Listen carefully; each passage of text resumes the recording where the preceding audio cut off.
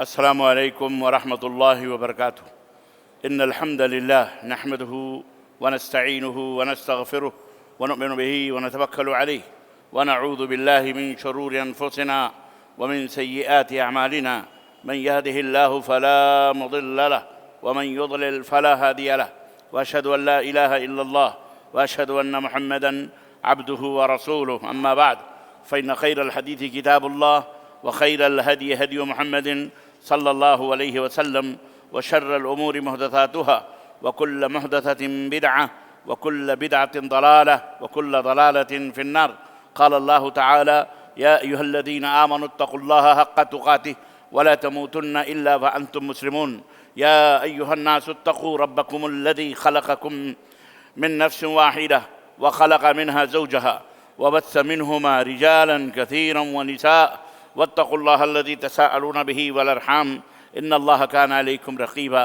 يا أيها الذين آمنوا اتقوا الله وقولوا قولا سديدا يصلح لكم أعمالكم ويغفر لكم ذنوبكم، ومن يطع الله ورسوله فقد فاز فوزا عظيما. اللهم صل على محمد وعلى آل محمد كما صليت على إبراهيم وعلى آل إبراهيم إنك حميد مجيد. اللهم بارك على محمد وعلى آل محمد كما باركت على إبراهيم وعلى آل إبراهيم إنك حميد مجيد. تمام قسم کی حمد و ثنا، کبریائی اور بڑائی اس اللہ عز و جل کے لیے لائق و زیبہ ہے جس نے ہمیں اور آپ کو پیدا فرمایا، اور بیش بہا درود و سلام اس ذات مبارکہ مطہرہ پر جن کا نام اسم گرامی احمد مجتبیٰ محمد مصطفیٰ صلی اللہ علیہ وسلم ہے۔ برادران اسلام، نوجوان دوستوں، بزرگوں اور بھائیوں، اور قابل احترام اسلامی ماں اور بہنوں اور عزیز بچوں، اللہ تبارک و تعالیٰ کے فضل و کرم سے ہم لوگوں نے 25 روزے مکمل کیے، اور آج 26ویں رات ہے، شب ہے۔ کل انشاءاللہ تبارک و تعالیٰ 26واں روزہ بھی مکمل کریں گے۔ ایام معدودات، اللہ نے جو فرمائے گنے چنے دن ہیں، گنے چنے دن ہیں۔ اللہ نے قرآن میں فرمایا نا، یہ روزے رکھو ایام معدودات، گنے چنے دن ہیں، گنے چنے دن ہیں۔ اللہ اکبر۔ اللہ تعالیٰ ہمارے اس ٹوٹے پھوٹی عبادتوں کو قبول فرمائے، اور اللہ عز و جل ہمیں زندگی میں بار بار اس ماہ مبارک کو ہمارے لائے، اور ہمیں بار بار اس کی خیرات اور اس کی برکتوں سے اللہ تعالیٰ مالا مال فرمائے، اور اللہ تبارک و تعالیٰ ہمیں ہمیشہ اس محبوب ترین عبادت جو اللہ کے نزدیک ہے، اللہ تعالیٰ اسے ادا کرنے کی توفیق عطا فرمائے۔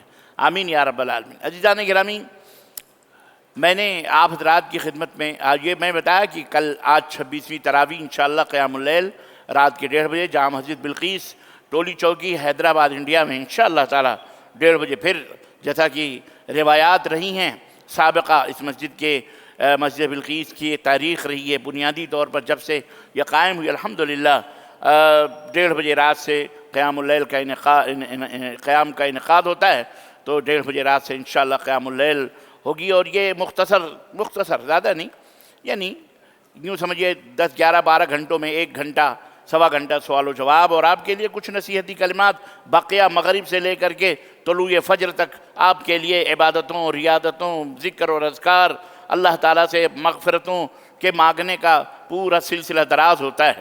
تو بہرحال اللہ کا یہ شکر اور اس کا احسان ہے، اللہ تعالیٰ ہمیں اور آپ کو کہنے اور سننے زیادہ عمل کرنے کی توفیق عطا فرمائے۔ میں نے بتایا تھا کہ اللہ کے نبی صلی اللہ علیہ وسلم نے فرمایا کہ اللہ جو ہے قیامت کے دن فرمایا کما بدأنا اول خلق نعید، ہم جیسے پہلے تم کو پیدا کیے تھے ویسے ہی قیامت کے دن اٹھائیں گے، بغیر ختنے کے، اور بالکل جس طرح پیدا ہوئے تھے بغیر کپڑے کے، بالکل عورت ہوں مرد ہوں سب رہنا۔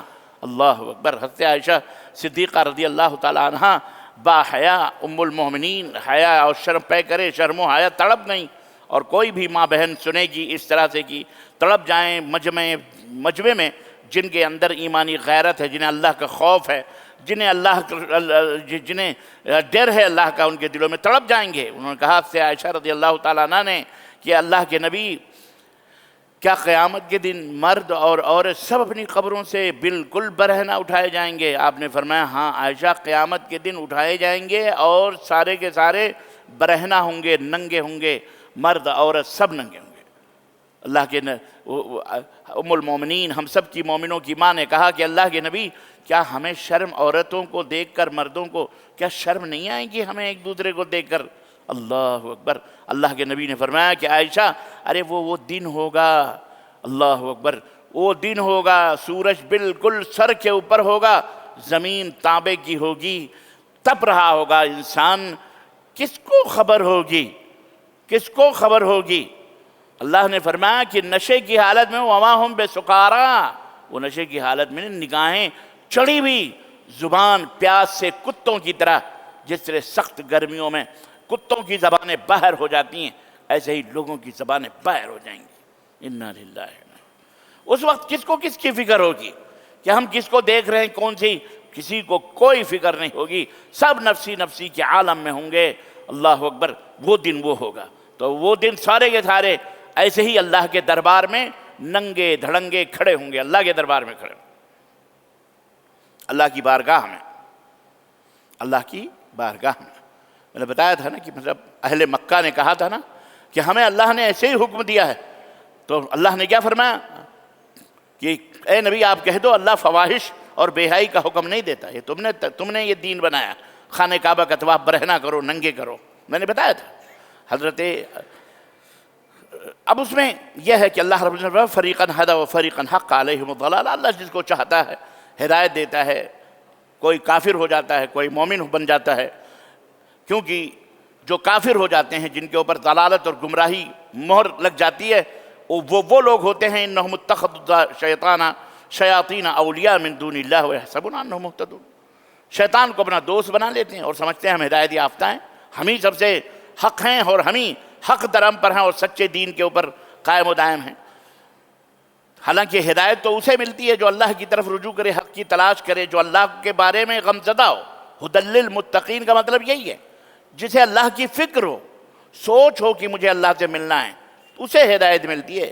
جسے اللہ سے کوئی پرواہ نہیں ہوتی، اسے کوئی ہدایت نہیں ملتی۔ سیدنا علی ابن ابی طالب رضی اللہ تعالیٰ عنہ سے روایت ہے، کہتے ہیں کہ ایک دفعہ میت کو دفنانے کے لیے ہم بقیع غرقد میں گئے، جس کو آج ہم لوگ یوں سمجھیے اپنی نادانی کی وجہ سے جنت البقیع کہتے ہیں۔ اس کو کیا کہتے ہیں؟ جو اللہ کے نبی کے، جو مسجد نبی کے بغل میں جو قبرستان ہے، اس کو عام طور پر بر صغیر کے جو مسلمان ہیں، بر صغیر کے یعنی ہم لوگ، مطلب بر صغیر میں انڈیا، پاکستان، بنگلہ دیش، یہ سب بر صغیر میں آتا ہے۔ تو یہاں پہ لوگ نادانی لا علمی کی وجہ سے اس کو جنت البقیع کہتے ہیں۔ وہ جنت کا ٹکڑا ہے، حالانکہ جنت کا ٹکڑا نہیں ہے، اس میں اور بھی کفار جو مدینے کے منافقین تھے، کافر، وہ بھی دفن ہیں اس میں۔ اس کا یہ مطلب تھوڑی ہے جو اس میں دفن ہو جائے جنت میں چلا جائے گا، یہ بات یاد رکھیے۔ سب کو اس کی جنت اور جہنم اس کے اعمال، بلکہ اللہ کے فضل و کرم سے کسی کو اس کے عمل سے بھی جنت نہیں ملے گی۔ یہ نہ سوچیے آپ کہ ہم زیادہ رکوع سجدے کر لیں گے، عبادت کر لیں گے، عمل کر لیں گے تو ہم جنت میں چلیں گے، ایسی بات بھی نہیں ہے۔ اللہ تبارک و تعالیٰ اپنے فضل و کرم سے، اللہ کے نبی نے ایک دفعہ فرمایا، صحیح بخاری کی روایت، کہ سارے کے سارے اللہ کے فضل سے جنت میں جائیں گے۔ تم لوگ یہ نہ سوچو کہ اپنے اعمال کی وجہ سے جنت میں جاؤ گے۔ اللہ نے قرآن میں کہیں نہیں فرمایا کہ تمہارے اعمال کی وجہ سے ہم جنت میں داخل کریں گے، نہیں، تم اپنے اعمال کی وجہ سے جنت میں نہیں جاؤ گے، بلکہ تم کو حکم ہے کہ تم عمل کرو، بس کرتے رہو، بقیہ اللہ تعالیٰ کے فضل و کرم سے ہر بندہ جنت میں جائے گا۔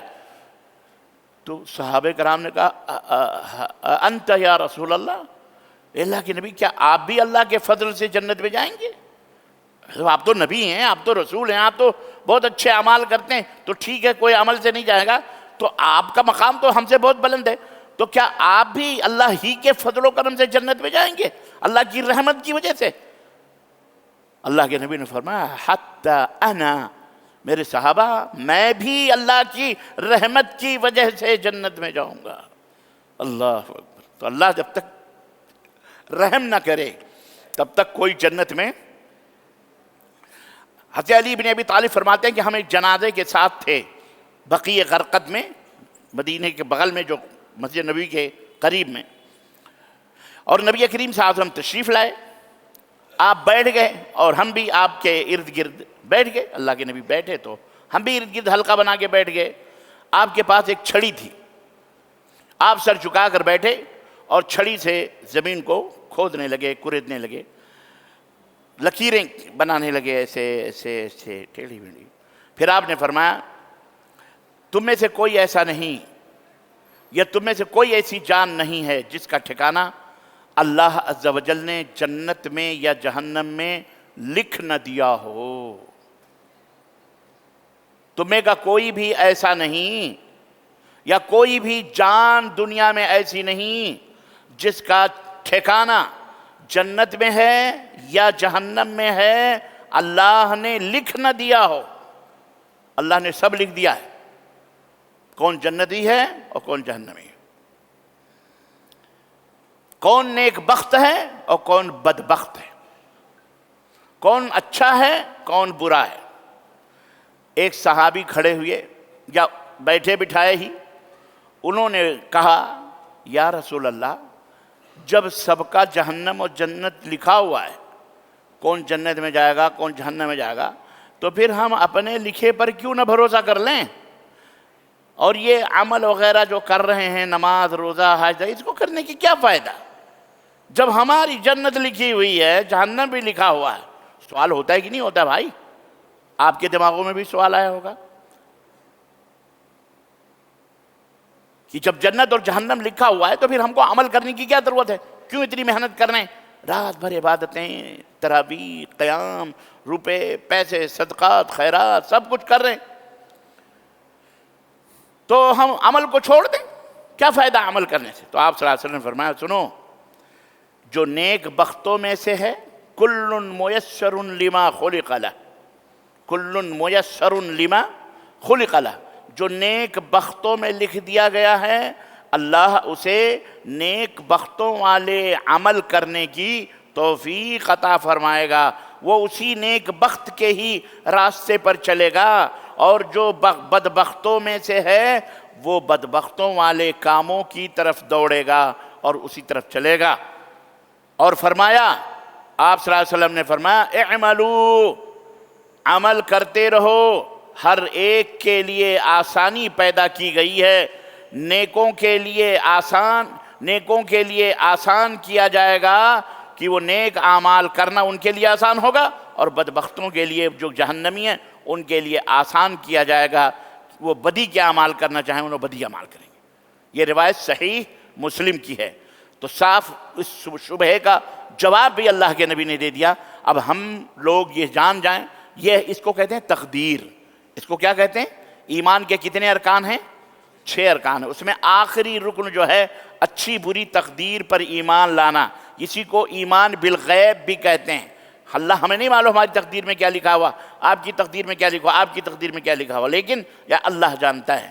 تو اللہ کے علم میں ہے کہ ہم میں کون دوزخی ہے، ہم میں کون جنتی ہے، ہمارے علم میں یہ بات نہ کسی کو اللہ نے بتائی ہے، یہ سب اللہ تعالیٰ کو پتہ ہے۔ اب یہ پتہ یہ چلا کہ اللہ کے نبی نے خود ہی جواب دے دیا کہ اب تم عمل کرو، اگر آپ واقعی نیک ہیں، اگر اللہ نے آپ کے مقدر میں جنت لکھا ہے تو آپ الحمدللہ جنتیوں والے اعمال کر رہے ہیں، صحیح ایمان پر ہیں، صحیح عقیدے پر ہیں، نمازوں کے پابند ہیں، روزوں کے پابند ہیں، حج زکوٰۃ توفیق ہے، مال ہے، تو جن کے لیے مالوں کی ضرورت ہے وہ ادا کر رہے ہیں۔ جب مال نہیں ہے تو معاف ہے، لیکن جو معاف نہیں ہے، جو مال کی جس میں ضرورت نہیں ہے، وہ آپ الحمدللہ بخوبی ادا کر رہے ہیں۔ میں یہاں حج کرنے کے لیے مال کی ضرورت ہے، الحمدللہ مال ہے تو کیجئے، نہیں ہے تو معاف ہے۔ زکوٰۃ کے لیے بھی مال کی ضرورت ہے، مال ہے تو زکوٰۃ ادا کیجئے، مال نہیں ہے تو کہنے کی ضرورت نہیں ہے۔ باقی ایمان کے بعد 2 چیز بچیں، ایک ہے روزہ اور ایک ہے نماز۔ روزہ بھی اللہ تعالیٰ نے، اگر آپ سفر میں ہیں تو معاف ہے، بعد میں کر لیں۔ عورتوں کے اوپر بھی ماشاءاللہ مہینے میں جو ان کے اپنے بعض مجبوریوں کے دن آتے ہیں، ان میں اللہ تعالیٰ نے ان کے لیے معاف کر دیا ہوا ہے، ان کے لیے معاف کر دیا ہوا ہے۔ ایسے ہی آپ بھی بیمار ہیں تو آپ کے لیے معاف ہے، مسکین کا فدیہ دے دیں۔ باقی بیچاری تنہا نماز ہے جو آپ کے اوپر معاف نہیں ہے۔ ہاں، آپ بے ہوش ہو جائیں، آپ کے اوپر کوئی کچھ بھی نہیں، تو پھر آپ کے اوپر وہ بھی معاف ہے۔ لیکن جب تک آپ ہوش میں ہیں، بھلے ہاتھ پیر نہیں ہل رہے ہیں، آنکھوں کے اشاروں سے بھی پڑھنا ہے آپ کو۔ ہاں جی، ہاتھ پیر نہیں اٹھ رہے ہیں، اللہ اکبر کہیں، بی بی آپ دیکھ رہے ہیں اللہ اکبر، اللہ سمیع اللہ لمن حمدہ، آنکھوں کے اشاروں پر، یا منڈی تھوڑی بہت ہلتی ہے تو بس ایسی، سمجھے آپ؟ اچھا، ایک بات یاد آئی مجھے، کرسی والے جو نماز ہیں، اللہ تعالیٰ ان ہمارے بھائیوں کو جو بھی بیماری، اللہ انہیں شفا یابی عطا فرمائے۔ زور سے بولو آمین۔ ابھی یہ بیماری ہمیں بھی ہو سکتی ہے، اللہ نہ کرے، لیکن اللہ بیماری ان کے لیے دعا کرو گے تو فرشتے آپ کے لیے دعا کریں گے. آپ کو پتہ ہے یہ فارمولہ پتہ ہے اللہ کے نبی کا نسخہ، کہ جب آپ اپنے بھائی کے لیے دعا کرتے ہیں نا کسی چیز کی کہ اللہ انہیں بیماریوں سے شفا دے دے، انہیں مالدار بنا دے، انہیں دولت، تو سارے فرشتے آپ کے لیے کہتے ہیں اللہ یہ اپنے بھائی کے لیے جیسے مانگ رہا ہے اللہ اسے بھی اسی طرح سے عطا فرما دے. تو آپ تو ہم گنہگار آپ کے لیے دعا کر رہے ہیں، پتہ نہیں قبول ہو نہ قبول ہو، لیکن جو دعا کرتا ہے اس کے لیے فرشتے دعا کرتے ہیں تو اللہ تو قبول فرمائے گا ہی. اس لیے دعا کرتے رہو عن ظاہر الغیب، پیٹھ کے پیچھے بھی ہدایت کی دعا کرو. زیادہ تر عبداللہ بن عباس کہتے ہیں کہ اللہ کے نبی ہم کو، حضرت عباس آپ کے چچا تھے، انہوں نے کہا اللہ کے رسول صلی اللہ علیہ وسلم ہم کو یہ بتائیے کہ کوئی ایسی دعا بتائیے جو میں یعنی سب سے بہترین ہو اور اللہ سے میں وہ ہمیشہ مانگتا رہوں. قال یا عمی، تو اللہ کے نبی نے فرمایا چچا اللہ سے واسأل العفو والعافیہ، اللہ تعالیٰ سے معافی اور عافیت خیریت مانگا کرو. اے اللہ مجھے معاف کر دے اور ہر چیز میں خیریت ہی خیریت فرما دے، سب میں خیر دے دے ہمیشہ. پھر انہوں نے کہا ٹھیک ہے، اور تو بولے واسأل العفو والعافیہ، عفو اور عافیت مانگو. پھر کہا اور کہا پھر عفو اور تینوں دفعہ فرمایا یہی مانگو یہی مانگو. تو جس کو نہیں کچھ آتا کم از کم یہی مانگے اے اللہ ہمیں معاف کر دے اور ہمیں خیریت سے دے دے، ہمیں خیریت سے رکھ. تو آپ کو کبھی تکلیف نہیں ہوگی، کبھی غم نہیں ہوگا، کبھی کوئی پریشانی، ہمیشہ ہنسی خوشی حساس بچاج رہیں گے. تو اللہ تعالیٰ سے یہ چیز مانگا کریں. تو اللہم صلی علی محمد، میں عرض کیا کر رہا تھا آپ سے کہ فرشتے آپ کے لیے دعا کرتے ہیں. تو آپ ہمارے بھائیوں جو کرسیوں پہ ہیں، ایک بات میں ان کو بتاؤں، ایک تو یہ کہ کرسی پہ جب آپ نماز پڑھیں تو بالکل آپ کے دونوں ہاتھ آپ کے رانوں پہ ہونے چاہیے.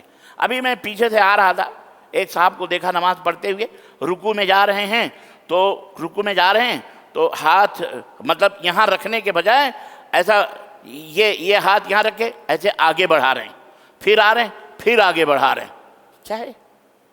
کس نے بتایا ہے طریقہ؟ کہاں سے آپ نے سیکھا؟ کہاں سے آپ نے سیکھا؟ سوال کیا کرو، پوچھ لیا کرو. کم از کم مسجد میں آتے ہو، بیٹھے ہیں طالب علم ہم جیسے اور بھی بہت سارے اتنے برس سے آپ لوگ رہتے ہیں، یہی طریقہ نہیں معلوم؟ حدیث ہے کیا نبی صلی اللہ علیہ وسلم کی کہ جب آپ رکوع کریں تو آپ ہاتھ یوں کریں، پھر سجدہ کریں تو آپ ہاتھ یوں کریں؟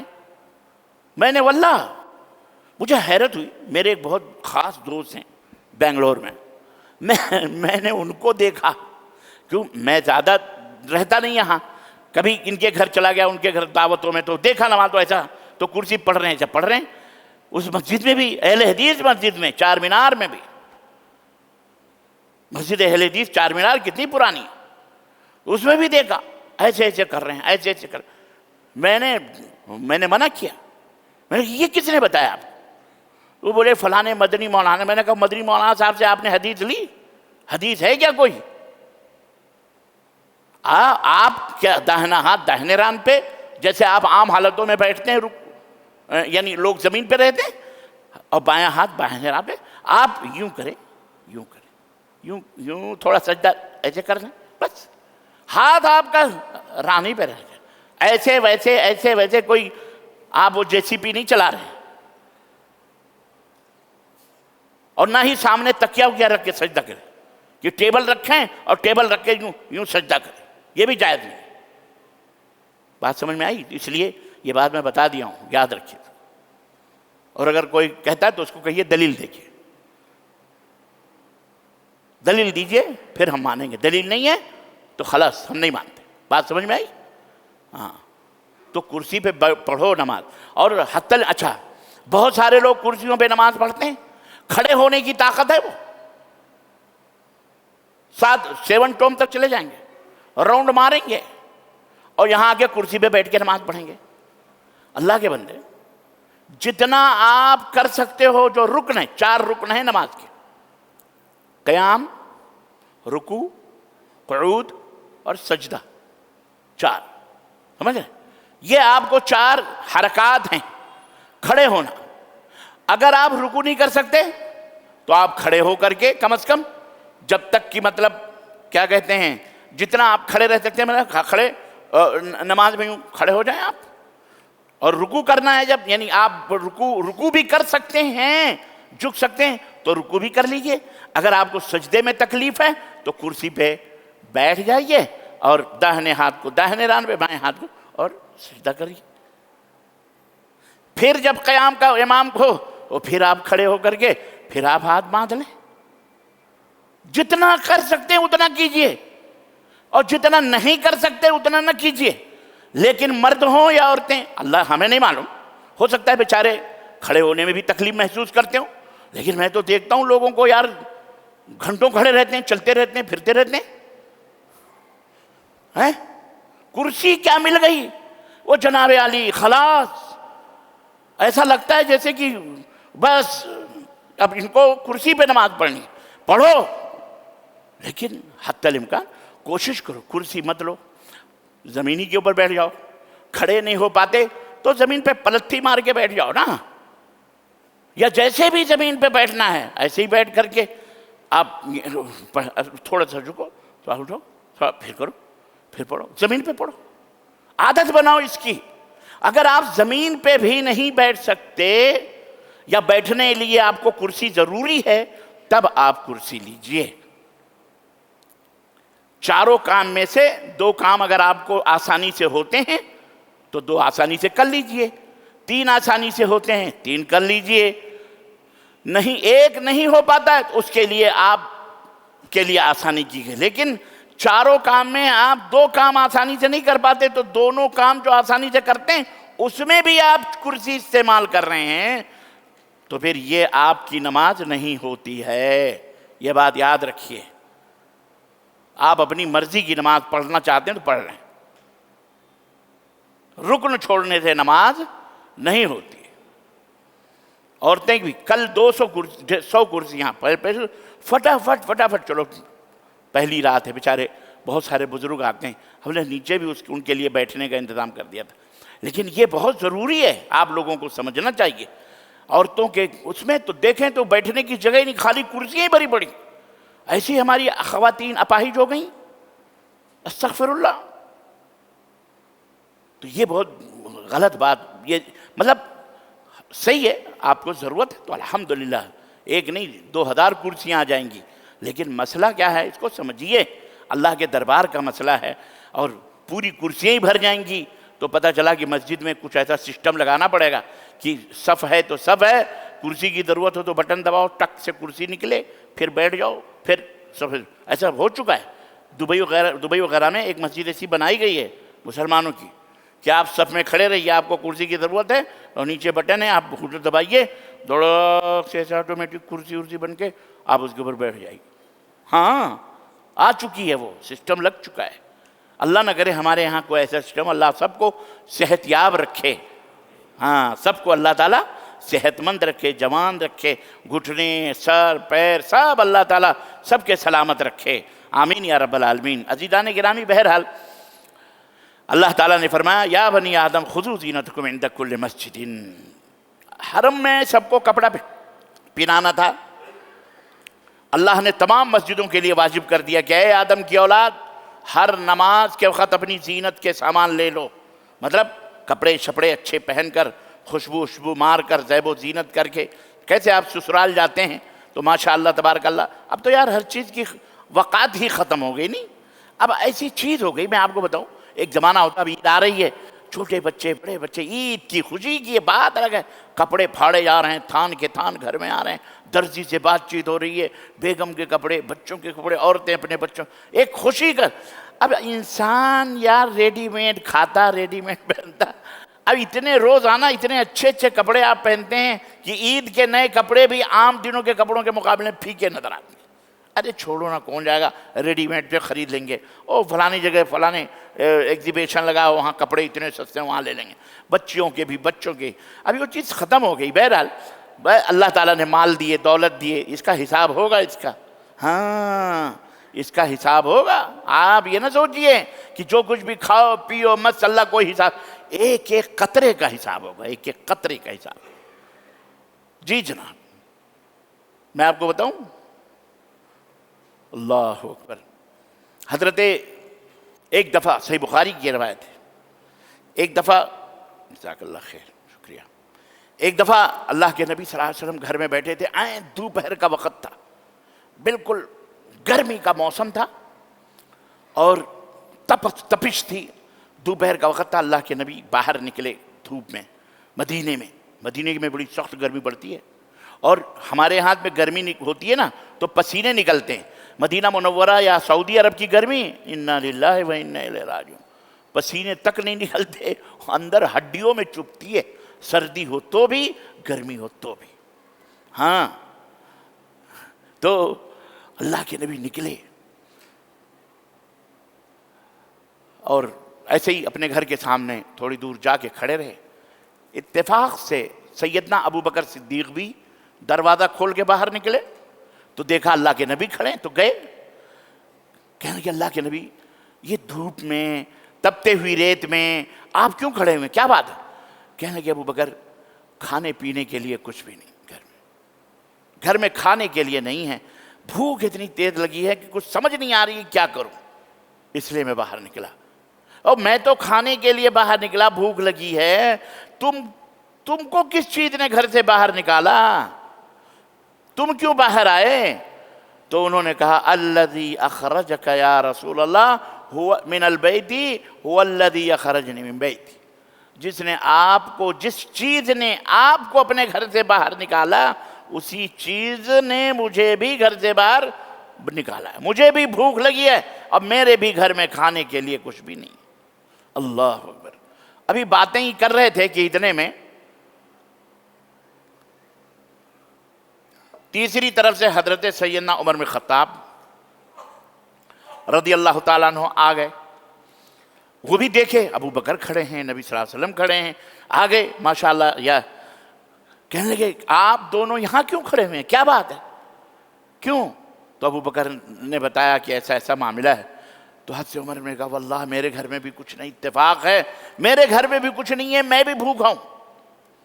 اب آپ سوچئے، وقت کی بات ہوتی ہے، کبھی ایسے ایسے بھی حالات آتے ہیں، ہوگا ہمارے درمیان جو لوگ سن رہے ہیں میری باتوں کو، ایسا بھی ہو سکتا ہے کسی گھر میں ایسے حالات آ جائیں، لیکن تقریباً 90% ایسے حالات آج گھروں میں ہمارے نہیں آتے، کچھ نہ کچھ تو رہتا ہی ہے۔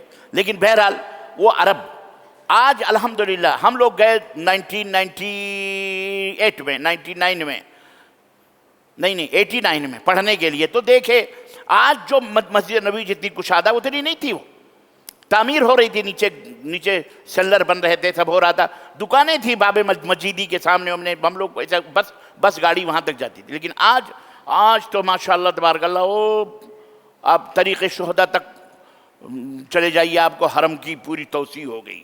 خیر، تو اس زمانے میں مدینہ کتنا تھا معلوم ہے آپ کو؟ آج جتنے میں مسجد نبوی ہے نا، یوں سمجھو مدینہ اتنا ہی بڑا شہر تھا، ان کے گھر ایسے ہی تھے۔ تو اللہ کے رسول صلی اللہ علیہ وسلم جب تینوں ساتھی جمع ہو گئے تو اب ظاہر ہے وہیں پر حضرت ابو ایوب انصاری کا بھی گھر رہا ہوگا، حضرت داماد رسول حضرت عثمان غنی کا بھی گھر رہا ہوگا، سب کا رہا ہوگا نا۔ لیکن اللہ کے نبی صلی اللہ علیہ وسلم، غیرت بھی کوئی چیز ہوتی ہے، حیا بھی کوئی چیز ہوتی ہے کہ نہیں؟ اور آپ تو پیکرے شرم و حیا تھے، آپ کیوں جائیں گے داماد کے گھر پہ، آپ کیوں جائیں گے کسی گھر پہ؟ اور آپ نے یہ بھی اپنے ساتھیوں سے نہیں کہا کہ چلو تم اپنے گھر میں لے کے چلو، یہ ان بیچاروں نے تو پہلے ہی معذرت کر لی۔ تو اللہ کے نبی نے کہا ایسا ہے، چلو میرے ساتھ۔ کہہ رہے کہاں؟ بولے چلو، ایک بندہ ہے اللہ کے نبی کا انتخاب دیکھیے، چوائس دیکھیے، ایک بندہ ہے جو انشاءاللہ انتظام کرے گا۔ اور ایسی صورت میں اگر ایسی دوستی ہوتی ہے نا، تو آپ لوگوں کے اندر بھی کوئی ایسی بات ہوگی، کوئی ایسا دوست ہوگا جو بے تکلف ہوگا، جس کہے یار چھوڑو یار فلاں کو بلا لو، ابھی سارے مسئلے حل کر دے گا وہ چٹکیوں میں، چلو۔ حالانکہ وہ دیہاتی آدمی، گاؤں کا آدمی، بکری اونٹ چلانے والے، آپ انہیں معمولی نہ سمجھیں، گاؤں والوں کو معمولی نہ سمجھیں۔ اللہ نے انہیں بڑا نوازا ہوتا ہے، اور ان کے بڑے سخی ہوتے ہیں، بڑے دل بڑے ہوتے ہیں۔ اللہ کے نبی صلی اللہ علیہ وسلم نے کہا چلو مدینے کے آخری حصے پر، چھور پر وہاں گئے۔ ایک آج بھی عرب اپنے گھر الگ الگ بناتے ہیں، ہمارے گھروں کی طرح نہیں کہ اس کی کھڑکی آمنے سامنے، ادھر لڑکا کھڑا ادھر لڑکی کھڑی، کوئی وہی نہیں، بات چیت ہو رہی ہے، گھر والوں کو پتہ ہی نہیں، فلیٹوں کا ایسا سسٹم بناتے ہیں۔ میں کیا کیا آپ کو سمجھاؤں اور آپ کو کیا کیا بتاؤں۔ اللہ آپ کو کبھی عرب لے جائے، دیکھیے جا کے سعودی لوگ کیسے رہتے ہیں۔ اسلام کے تقریباً 99% اصول اور قاعدے، گھر سے لے کر در سے لے کر تہذیب، زبان، ہر چیز الحمدللہ اسلامی سانچے میں ڈھلی ہوئی نظر آئے گی۔ ہمیں انجینئروں سے یہ درخواست کرتے ہیں، جب بچے کو انجینئر بنے یا جو بنے بنائے انجینئر ہے، یا آپ بھی اللہ کے لیے، اللہ آپ کو گھر بنانے کی اپنی ذاتی توفیق عطا فرمائے، بولو آمین۔ ہر ایک کے گھر بہت بڑی نعمت ہے، تو گھر بنانے کی توفیق عطا فرمائے۔ تو ایسا گھر بناؤ کہ وہ گھر آپ کا ایسا باپردہ ہو کہ آپ رہیں نہ رہیں، کسی مائی کے لال کی جرت نہیں، وہاں کوئی بھٹک نہ سکے، وہاں کوئی جا نہ سکے، پردہ رہے۔ سب سے پہلے چیز پردہ، سب سے پہلے تو مہمان خانہ کی اسکیچنگ ہونی چاہیے۔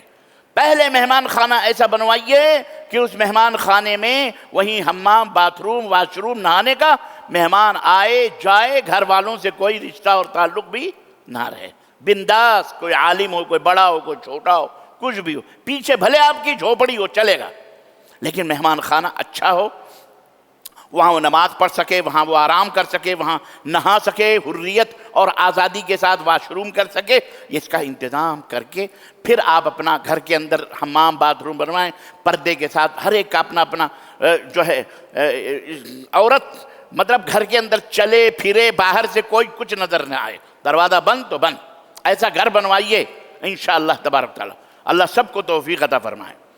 ورنہ آج یہاں تو پتہ نہیں کیسے کیسے زٹلی گھر بناتے ہیں کہ اب آپ بیٹھے رہیں ایک جگہ کرسی پر، پورے گھر کا منظر آئے گا، جانے والی بھی شرمائے، بھی مجبور ہیں گھر والے، کیا کریں گے، نہ ان کو سلیقہ ہے پردے کا، نہ کچھ۔ تو عرب آج بھی اپنے گھر کو الگ الگ بنواتے، کوئی کسی کے گھر کو دیکھ بھی نہیں سکتا اندر کیا ہو رہا ہے۔ اور یہاں تو آپ دیکھ لیجیے نا، فلیٹوں پر ایک دوسرے سے کھڑکیاں ملی جلی ہیں جناب، ایک پیر ادھر تو ایک پیر ادھر، پتہ چلا بیچ میں بھلے دیوار تھوڑی سی ہے، چھلانگ مار کے ادھر آ سکتا ہے، چھلانگ مار کے ادھر جا سکتے، جناکاریاں، بدکاریاں، بے حیائیاں، پرچیاں، موبائلیں، سب چیز آ رہے ہیں۔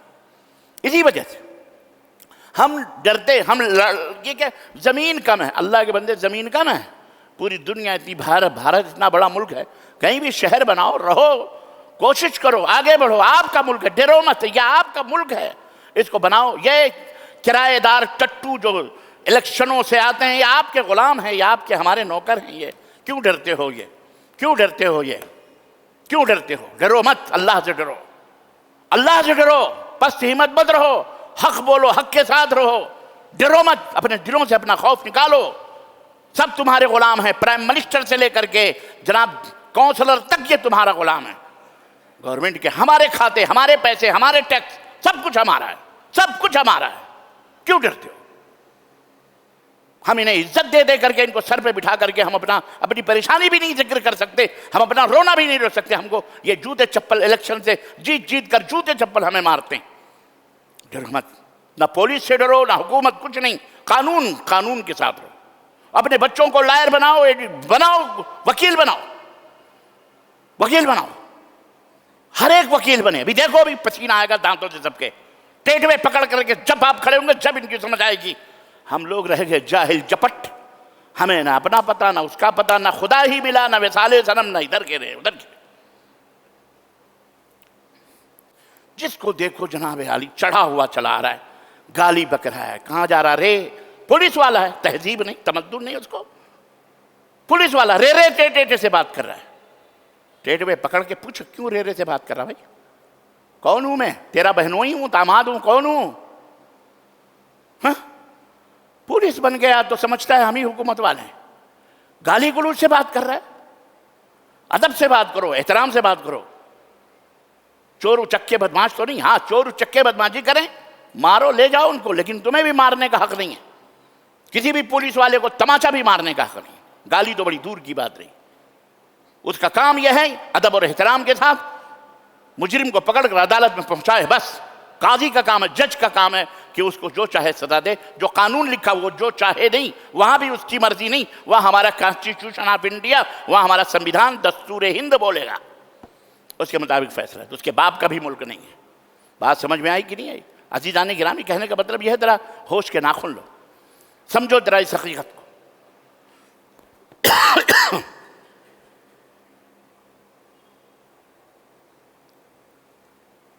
نبی کریم صلی اللہ علیہ وسلم کی بات ہو رہی تھی۔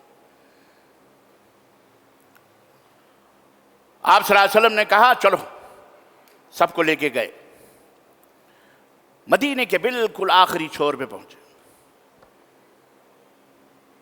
وہاں ایک گھر تھا، وہاں گئے تو کہا السلام علیکم ورحمۃ اللہ وبرکاتہ۔ ایک خاتون تھی جو بیچاری کچھ کاموں میں لگی ہوئی تھی، انہوں نے پہلے کہا وعلیکم السلام، دیکھا اللہ کے نبی، ابو بکر، عمر، کہ وعلیکم السلام اللہ کے رسول، تشریف رکھیے۔ فوراً جو بھی تھا چارپائی ورپائی تخت وخت فوراً بچھایا۔ کہنے لگے کہاں گئے تمہارے شوہر، کہاں ہیں فلانے، کہاں ہیں؟ کہنے لگے آپ بیٹھیے، اللہ کے نبی بیٹھیے، وہ پانی لینے گئے ہیں کہیں کنویں سے، پانی لینے گئے ہیں، بس وہ آ رہے ہوں گے، آپ تشریف رکھیے۔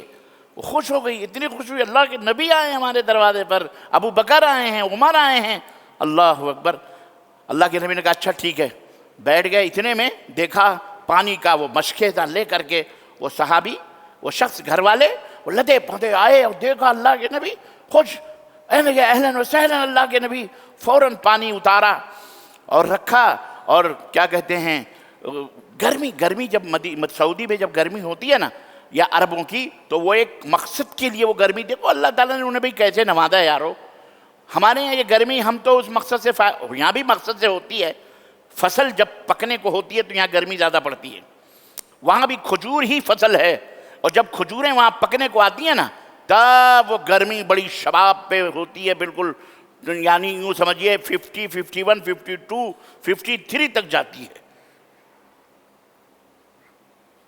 تو وہ کھجوریں بالکل جس کو رطب کہتے ہیں، ادھ پکی ادھ کچی کھجوریں، آدھی پکی بھی آدھی تھوڑی کچی کھجوریں، وہ فوراً اللہ کے نبی کے سامنے جو ہے کیا کہتے ہیں پانی رکھا، اور فوراً وہ ہاتھ میں ہتھیار لیا اور کھجور کے اوپر چڑھ گئے، اور چڑھ کر کے فٹافٹ ایک گچھا کاٹا جس کو کہتے ہیں اتنے کھجوریں، اور کاٹ کر کے نیچے اتار کے فٹافٹ اس کو دھل کے اور تازہ کھجوریں اللہ کے نبی صلی اللہ علیہ وسلم کی خدمت میں پیش کی، اور پانی پیالوں میں بھر بھر کے لا کے رکھا، اور پھر کہا اللہ کے نبی کھائیے آپ۔ یہ ہمارے ہاں کیا ہوتا ہے معلوم، طریقہ سنو، یہ ادب سنو، ادب بتا رہا ہوں۔ جب کوئی کھانے پینے کے ٹائم آئے نا تو یہ نہ پوچھا کرو کھانا کھائیں گے۔ کھانے پینے کے جب کوئی ٹائم آئے، دوست ہو، مہمان ہو، پرایا ہو، اپنا ہو، کوئی بھی ہو، تو پوچھتے ہیں کھانا کھائیں گے آپ، چائے پیے، ناشتہ کریں گے آپ، یہ نہ پوچھئے۔ جو کچھ بھی ہے یہ نہ پوچھئے، جو کچھ بھی ہے سامنے رکھ لیجیے، یا آئیے بس کھانے کا وقت ہے، ہاتھ دھلیے، چلیے بیٹھ کے کھانا کھاتے ہیں۔ وہ خود کہ نہیں آپ کھائے، نہیں کھائیے، آپ کھانے کا آپ بھلے کھا چکے ہیں، اس کے ساتھ بیٹھیے، نہیں کھانا کھائیے آپ۔ وہ کہے نہیں بھائی میں کھا کے آ رہا ہوں، اللہ کی قسم کھا کے، وہ قسم کھائے، پھر بھی کہیں آپ بیٹھو، جو بھی یہ لاگے سامنے رکھ دو، پانی رکھ دو، کھجوریں رکھ دو، پوچھئے نہیں۔ یہ ادب کے خلاف ہے، شریعت کے مزاج اسلام کے خلاف ہے۔ گڑ ہے تو گڑی لا کے رکھ دو، اور گلاس میں پانی بھر کے لا کے، جو بھی ہے، شرماؤ مت۔ انہوں نے کہا اللہ کے نبی آپ یہ کھائیے، اور فوراً چھری لیا اور بکریوں کے باڑ، اللہ کے نبی سمجھ گئے اب یہ تو بکرا ضرور ذبح کرے گا، یہ بکرا تو ضرور ذبح کرے گا۔ اللہ کے نبی کہا دیکھنا کوئی گابھن بکری نہ ذبح کرنا، سوچ سمجھ کے جبھی جلدی میں۔ کہنے کہ ہاں اللہ کے نبی کوئی بات نہیں۔ فوراً ایک بکرا لائے، بسم اللہ اللہ اکبر، کاٹا، چھلا، منٹوں میں ماشاءاللہ گوشت کاٹے، اور اپنی بیوی سے کہا چولہا جلاؤ، پہلے طرح چولہا جلاؤ، چولہا جلا، فٹافٹ گوشت۔ عربوں کے کھانے ماشاءاللہ تبارک اللہ، وہ لوگ گوشت کھاتے ہیں، جو سعودیہ میں ہیں جانتے ہیں، وہ لوگ گوشت کھاتے ہیں، ہم لوگ صرف مسالے ڈھکیلتے ہیں، اسی لیے پیٹ کے مریض، آنتوں کے مریض، کڈنی کے مریض، پتہ نہیں کیا کیا مریض مسالوں کے ہو جاتے ہیں۔ اور گوشت بنا لحم مغلغل ماشاءاللہ لا کر کے بالکل تر و تازہ سامنے رکھا، اللہ کے نبی نے کھایا پیٹ بھر کے، ابو بکر کو بھی کھلایا، عمر کو بھی کھلایا، خود بھی کھائے۔ تب اس وقت آپ نے فرمایا یہ آیت کریمہ جو میں نے ابھی تھوڑی دیر پہلے آپ کو بتائی، ثم لتسألن یومئذ عن النعیم، ثم لتسألن یومئذ عن النعیم، یہ جو نعمتیں ہیں ان نعمتوں کے بارے میں قیامت کے دن پوچھے جاؤ گے۔ اللہ کے نبی نے فرمایا عمر، ابو بکر، یہ اللہ نے جو نعمتیں دیں، ٹھنڈا پانی، کھجوروں کا گچھا اور یہ بکرے، یہ گوشت، یہ اللہ تعالیٰ نے جو تمہیں کھلایا اس بھوک میں، اس بھوک میں، اس کے بارے میں تم سے پوچھا جائے گا اور سب سے پوچھا جائے گا۔ تو یہ کپڑے، یہ نعمتیں، یہ گاڑیاں، یہ گھوڑے، اسی لیے اللہ کے نبی صلی اللہ علیہ وسلم کو دیکھو، قناعت شعاری کتنی تھی، قناعت سمجھتے ہو؟ یعنی جتنا ملا جو ملا الحمدللہ، الحمدللہ، اس کو کہتے ہیں قناعت۔ قناعت کرنا، اللہ رب العزت نے جتنا دیا اسی کے اوپر قناعت کرنا۔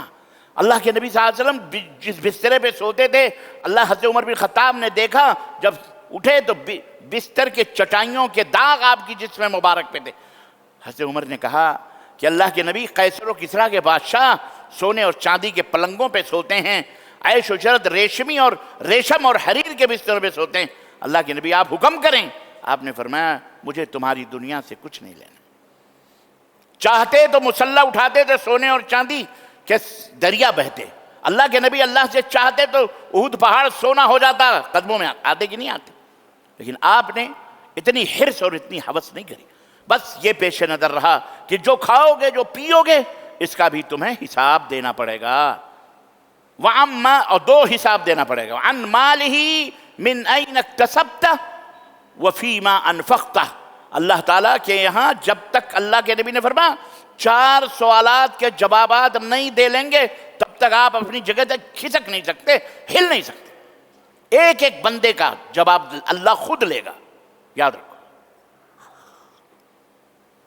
خود اللہ لے گا۔ لیس بینہ وبین اللہ ترجمان، آپ ہوں گے، آپ کا اللہ ہوگا، اللہ عرش کے اوپر جلوہ فرما ہوگا اور وہاں وہ حساب و کتاب ہوگا، ہر ایک بندے سے حساب، ایک آپ کہو گے کتنا لگے گا، کتنا ٹائم نہیں، اس پتہ ہے اس دن ایک دن 50,000 سنہ، صرف ایک دن قیامت کا 50,000 برس کا ہوگا۔ ایک دن کتنے ہزار برس کا؟ 5 برس، 500 برس نہیں، 5,000 برس نہیں، کتنے ہزار برس کا؟ 50,000 سنہ، 50,000 برس کا ایک دن ہوگا۔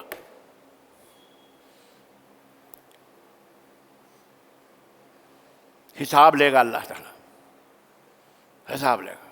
کس کے بارے میں؟ 4 باتیں، 4 عن عمرہ فیما افناہ، یہ جو عمر تم کو اللہ نے دی تھی، ہم نے دی تھی، یہ عمر کہاں گنوائی ہے تم؟ 30 برس، 40 برس، 50 برس، 60 برس، تمہیں یاد ہو کہ نہ یاد ہو، یوم نختم علی افواہہم، اللہ منہ پہ مہر لگا دے گا، تم نہیں بولو گے تو یہ منہ پہ مہر لگا دے گا، ان چمڑوں سے، ان رونگٹوں سے اللہ جواب لے گا، ان سے ان کو زبان دے گا اور یہ اللہ کا جواب دیں گے، پیر جواب دیں گے، آنکھیں جواب دیں گے، ہاتھ جواب دیں، تم نے کیا کیا اپنے ہاتھوں سے کیا ہے، کانوں سے کیا ہے، یہ ہاتھ پیر سب جواب دیں گے۔ یہ ہاتھ کو بندہ مارے گا کہ تو ہمارے خلاف گواہی دے رہا ہے، تو ہمارے خلاف گواہی دے رہا ہے، تو یہ آواز دیں گے، یہ کہیں گے ہم کیا کریں، ہمیں تو آج اللہ نے خود زبان عطا فرمایا، ہمیں تو اللہ نے زبان عطا فرمائی ہے، اس لیے ہم بول رہے ہیں۔ تو یہ سارا ریکارڈ ہو رہا ہے، جیسے یہ کیمرے میں ریکارڈ ہو رہا ہے، پلاسٹک کی ریل چل رہی ہے کہ نہیں؟ بولو بھیا، ریکارڈ ہو رہا ہے نا؟ بجلی چلی جائے ختم، یہاں تو 24 گھنٹے بجلی رہتی، یہ تو 24 گھنٹے ریکارڈ چل رہا ہے، وہ ریکارڈ کا کیا ہے؟ انسان نے بنایا، جتنا ریکارڈ ہوا ہے اپنے گھر میں جاؤ چالو کرو، چلے گا کہ نہیں چلے گا؟ بولو، بٹن دباؤ، جو ہم نے یہاں کہا ہے ابھی تک دیکھ بھی لوگے، سن بھی لوگے۔ جب انسان اتنی دور تک پہنچ سکتا ہے تو جس نے یہ برہمانڈ بنایا، اتنا بڑا آسمان، اتنی بڑی زمین ہے، اس کی ملکیت میں ہے، لفظ کن کہے گا ہو جا تو ہو جاتی ہے، اس کے لیے کیا مشکل ہے؟ تو جوانی عمر کے بارے میں پوچھا جائے گا. تو آپ کو 70 برس 80 برس جو بھی ملے، آپ نے اس عمر میں کیا کیا وہ پورا ریکارڈ آئے گا. پھر اس کے بعد عمر میں بھی جوانی کے بارے میں زیادہ پوچھا جائے گا کیونکہ جوانی بڑی اہم ہوتی ہے. 15 بلوغت کے بعد 15 سال کے بعد سے لے کر کے 20 22 25 30 سال تک آدمی خوب اچھلتا کودتا، خوب عیاشی بدکاری زناکاری خوب دماغ میں آتے ہیں. جب دل اور دماغ بوڑھا ہونے لگتا ہے تب آدمی تسبیح مصلی لے کے ادھر ادھر بیٹھتا ہے، تب وہ شرافت سمجھ میں آتی ہے اس کو. پچھتاوے پھر کچھ نہیں ہوتے.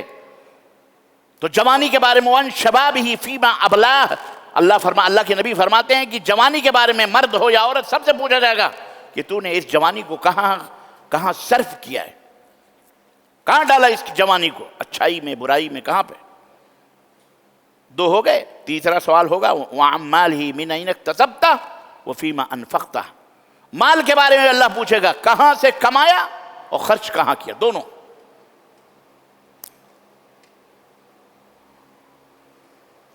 کہاں سے کمایا، کہاں سے مال تجھے حاصل ہوا، چوری سے، چماری سے، بزنس سے، سود سے، ان کا مار کے ان کا مار کے، ان کو فریب دے کر، ان کو دھوکہ دے کر، ان سے جھوٹ بول کر، ان کے سر پہ پگڑی، ان کے سر پہ ٹوپی، ان کی ٹوپی، ان کے سر ان کی ٹوپی، یہ سارا اللہ تعالیٰ پوچھے گا.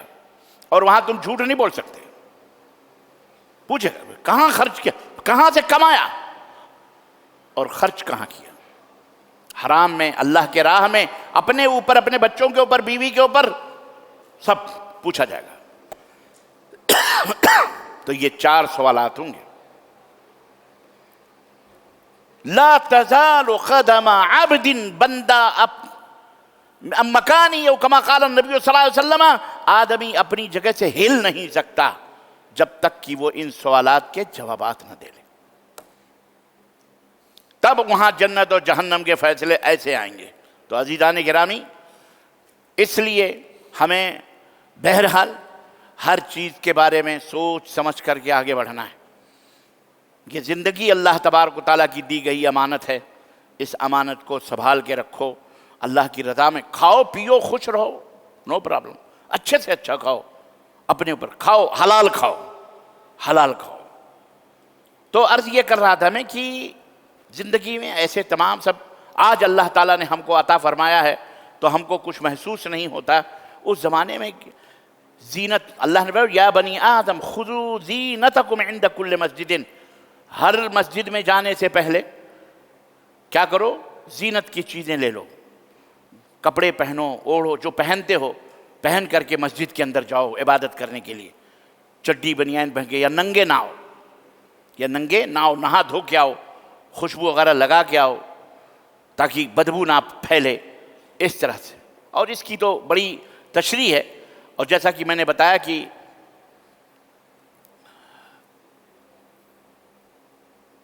دور جاہلیت میں عورتیں ننگی ہو کر بیت اللہ کا طواف کرتی تھی نا. بعد میں اللہ کے رسول صلی اللہ علیہ وسلم، اور بیچاریاں وہ مجبور بھی تھیں کیونکہ ان کا قانون انہوں نے بنایا ہوا تھا کہ کوئی بھی ہمارے اجازت کے بغیر کپڑا نہیں پہنے گا. کفار مکہ، قریش مکہ جو تھے، تو وہ عورتیں اپنی کہتی تھیں کہ آج تو مجھے کون کپڑا دے گا. آج اگر کوئی ہمیں کپڑا دیتا تو ہم اپنے شرمگاہ کو تو ڈھک لیتے. طواف کرتے ہوئے اس قسم کے اشعار پڑھتی تھیں وہ کہ آج میرے جسم کا کچھ حصہ یا سارا حصہ ہی ننگا ہوگا، البتہ جو ننگا ہوگا اسے میں کسی کے لیے حلال قرار نہیں دوں گی. اس رسم کی تردید کرتے ہوئے اللہ نے فرمایا خذوا زینتکم عند کل مسجد، ہر نماز کے وقت اپنی زینت لے لو. یہ صحیح مسلم کی روایت ہے. سیدنا ابو ہریرہ رضی اللہ تعالیٰ عنہ بیان کرتے ہیں کہ ابو بکر صدیق نے فتح مکہ کے بعد، جب مکہ فتح ہو گیا، اس حج میں جس میں رسول اللہ صلی اللہ علیہ وسلم نے حجۃ الوداع سے پہلے ان کو امیر حج بنا کے بھیجا، مجھے قربانی، ابو ہریرہ کہتے ہیں مجھے قربانی کے دن چند آدمیوں کے ساتھ بھیجا تھا کہ میں لوگوں میں یہ اعلان کر دوں کہ اس سال کے بعد 2 کام ہے، نہ کوئی مشرک حج کرے گا اور نہ کوئی شخص مرد ہو یا عورت برہنہ ننگا ہو کر خانہ کعبہ کا طواف کرے گا. اس آیت کریمہ اور اس کی تفسیر میں وارد سنت نبویہ سے معلوم ہوتا ہے کہ نماز خصوصاً جمعہ اور عیدین کی نماز کے وقت زینت کو اختیار کرنا، خوشبو استعمال کرنا، مسواک استعمال کرنا، اس لیے کہ خوشبو بھی زینت ہے، مسواک بھی زینت کی تکمیل ہے، اور بہترین لباس سفید لباس ہوتا ہے، اس لیے سفید لباس پہنیے۔ جیسا کہ سیدنا عبداللہ ابن عباس فرماتے ہیں کہ رسول اللہ صلی اللہ علیہ وسلم نے فرمایا کہ سفید لباس پہنا کرو۔ آپ صلی اللہ علیہ وسلم کا حکم ہے یہ، کیا فرمایا؟ سفید لباس پہنا کرو۔ کیوں؟ اس لیے کہ یہ تمہارا بہترین لباس ہے۔ سفید لباس مسلمانوں کا بہترین لباس ہے، اسی میں اپنے مردوں کو کفن بھی دیا کرو۔ اپنے مردوں کو کفناؤ تو اسی سفید کپڑے میں تو کفناؤ۔ اور بہترین سرما اسمد کا سرما ہے، سرما بھی استعمال کرو تو اسمد کا سرما ہے۔ یہ آپ سرمے بیچنے والوں کو پوچھیں گے تو بتائیں گے، اگر وہ مکاری نہیں کریں گے، جھوٹ نہیں بولیں گے، ان کو بھی چاہیے کہ اللہ سے ڈریں۔ جھوٹ بول کے عام سرمے کو اسمد کی پرچی لگا کے بیچیں گے تو اللہ کے ہاں ان حرام خوریوں کی وجہ سے ان کی نماز بھی نہیں ہوگی اور اللہ کی لعنت بھی ہوگی۔ یاد رکھو، 4 آدمیوں پہ اللہ کی لعنت ہوتی ہے، ان 4 آدمیوں کے اوپر اللہ تبارک و تعالیٰ صرف لعنت ہی نہیں، اللہ کے نبی نے فرمایا کہ لا ينظر الیہ، 4 آدمی ایسے ہیں جن کی طرف اللہ تبارک و تعالیٰ لا ينظر الیہ، نظر رحمت بھی کر کے نہیں دیکھے گا، ولا لا ينظر الیہم، ان کی طرف نظر رحمت بھی نہیں کرے گا، ولا یکلمہم، نہ ان سے بات چیت کرے گا، ولا یرحمہم، نہ ان کے اوپر رحم فرمائے گا، ولا یغفر لہم، اور انہیں معاف بھی نہیں فرمائے گا۔ 4 آدمیوں میں سے ایک آدمی وہ بھی ہے جو جھوٹ بول کر اپنے سلع کو، اپنے سامان کو بیچتا ہے، جھوٹ بول بول کر کے بیچتا ہے۔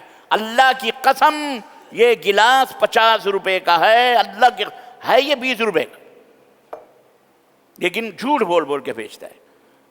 چھوٹی چھوٹی چیزیں جھوٹ جھوٹ کیوں بولتے ہو؟ اللہ کی لعنت بھی ہوتی، اللہ تعالیٰ نظر رحمت بھی نہیں کرے گا، نہ اس سے گفتگو فرمائے گا، نہ اس کے اوپر رحم کرے گا، اور نہ اسے معاف کرے گا۔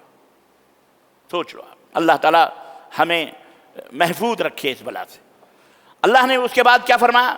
کلوا واشربوا ولا تسرفوا، کلوا واشربوا ولا تسرفوا انہ لا یحب المسرفین۔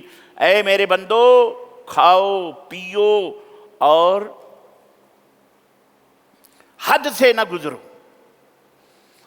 حد سے نہ گزرو، بے شک وہ حد سے گزرنے والوں سے محبت نہیں فرماتا۔ کون؟ اللہ تبارک و تعالی۔ کیا مطلب ہے اس آیت کریمہ کی کلوا واشربوا ولا تسرفوا؟ اللہ تعالیٰ نے فرمایا کہ کھاؤ پیو، اپنے حکم دیا اپنے بندوں کو، تب یا بنی آدم، سب کو، بندوں، مسلمان ہیں، ہندو، غیر مسلم، سب کے لیے، اس لیے کہ اس کھانے پینے کے بغیر آدمی زندہ ہی نہیں رہ سکتا۔ اور انہیں حد سے تجاوز کرنے سے منع بھی فرمایا، ولا تسرفوا۔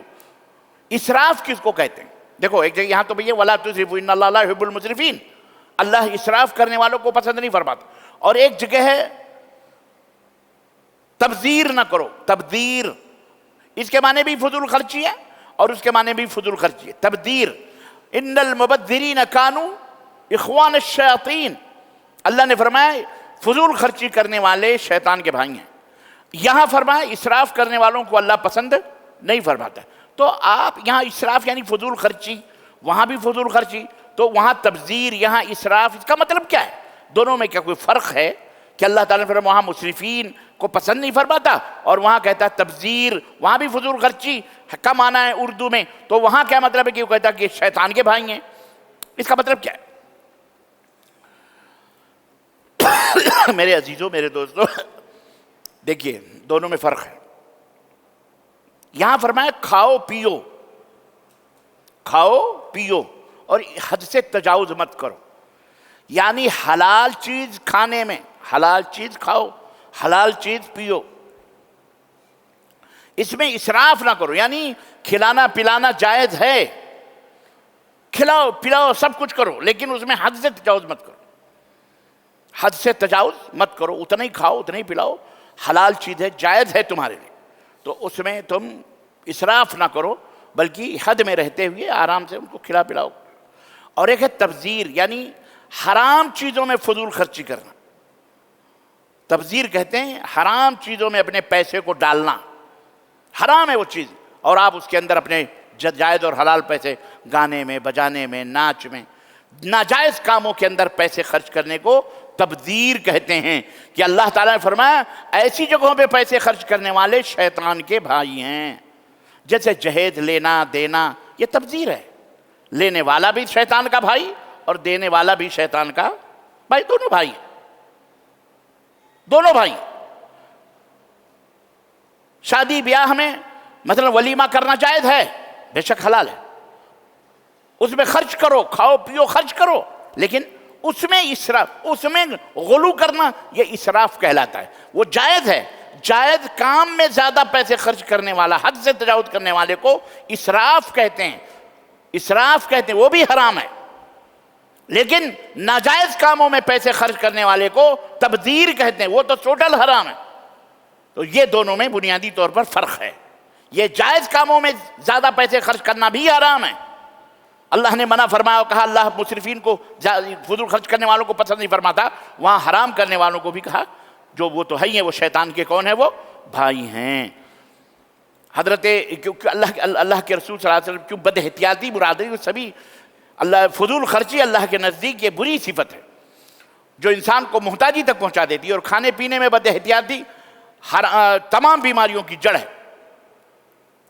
کھانے پینے میں جو بد احتیاطی ہوتی ہے، آدمی زیادہ سے زیادہ دبا لیتا ہے، بریانی ملی ٹھونس لیا، آج کل عید رمضان کا مہینہ چلا، حریرے وہ کیا کیا پیتے ہیں، وہ کیا ہے وہ حلیم کلو کے کلو دنا دن جناب علی جا رہے ہیں، سیب بھی جا رہے ہیں، موز بھی جا رہے ہیں، برتقال بھی جا رہے ہیں، اور ہر چیز انواع اقسام کے فضول خرچیاں، یہ وہ الا بلا بدتر ٹھنڈا گرم مل کے، اور پھر الٹی ہوتی، پیٹ میں درد ہوتا، پھر یہ ہوتا وہ ہوتا، تو کہتا ہے دوا لاؤ، یہ لاؤ، وہ لاؤ، وہ لاؤ۔